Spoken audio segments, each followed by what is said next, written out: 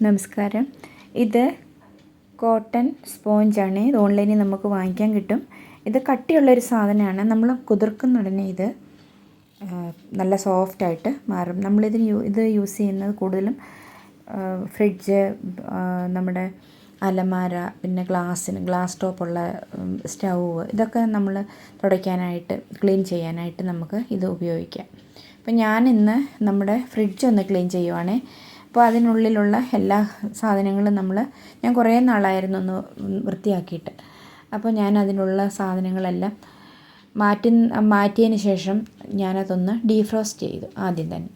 പിന്നെ ഞാനതിൻ്റെ ലിക്വിഡ് എടുത്തേക്കുന്നതെന്ന് പറഞ്ഞു കഴിഞ്ഞാൽ കുറച്ച് ഉപ്പും പിന്നെ കുറച്ച് ലിക്വിഡ് സോപ്പും കൂടെ ചെറിയ ചൂടുവെള്ളത്തിൽ ഒഴിച്ചിട്ട് ഈ സ്പോഞ്ച് മുക്കിയിട്ട് ഇങ്ങനെ അകമെല്ലാം നല്ല വൃത്തിയായിട്ട് ക്ലീൻ ചെയ്യുക. അപ്പോൾ ക്ലീൻ ചെയ്ത് കഴിയുന്നുണ്ടെങ്കിൽ ഞാൻ പിന്നീട് ചെയ്തത് എന്താണെന്ന് ചോദിച്ചു കഴിഞ്ഞാൽ, ഞാൻ വെള്ളം ഒഴിച്ചതങ്ങ് കഴുകി എന്താണെന്ന് ചോദിച്ചു കഴിഞ്ഞാൽ, നമ്മൾ ഈ ഉപ്പും സോപ്പും ഒക്കെ ആകുമ്പോഴേ അത് അതിൻ്റെ അംശങ്ങൾ നിൽക്കണ്ടെന്ന് വിചാരിച്ചിട്ട് ഇത് ചെറിയൊരു സ്റ്റെയിൻ അതങ്ങോട്ട് പോകുന്നില്ല, മഞ്ഞളിൻ്റെ. അപ്പം നിൽക്കണ്ടെന്ന് വെച്ചിട്ട് ഞാൻ നന്നായിട്ടിത് വാഷ് ചെയ്ത് നന്നായിട്ടങ്ങ് കഴുകി. അപ്പം അടിയിലൊരു തുണി ഇട്ട് കഴിഞ്ഞാൽ ആ വെള്ളമെല്ലാം ആ തുണിയിലങ്ങ് പിടിക്കും. കട്ടിയുള്ളൊരു തുണി, ഒരു നൈറ്റി മടക്കിയിടുകയോ ഒരു സാരി മടക്കിയിടുകയോ എല്ലാം ചെയ്ത് കഴിഞ്ഞാൽ കിച്ചൺ വൃത്തികേടാവാതെ നമുക്ക് അത് എടുക്കാൻ പറ്റും. പിന്നെ തുടച്ചേ പറ്റുമെങ്കിൽ പോലും. അപ്പോൾ ഞാൻ അകമെല്ലാം നല്ല വൃത്തിയായിട്ട് കഴുകി എടുത്തിട്ടുണ്ട്.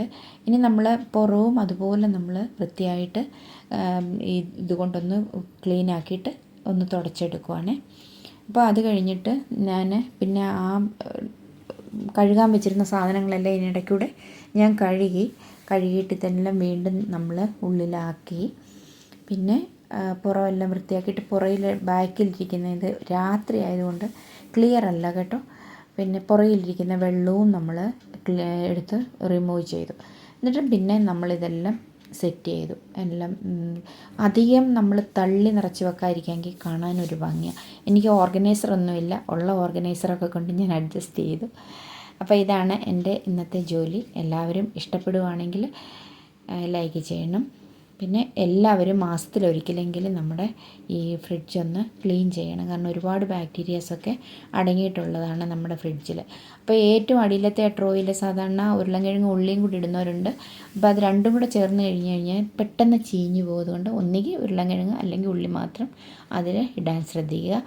അപ്പോൾ ഇന്നത്തെ ക്ലീനിങ് എല്ലാം കഴിഞ്ഞു. അകവും പുറവും എല്ലാം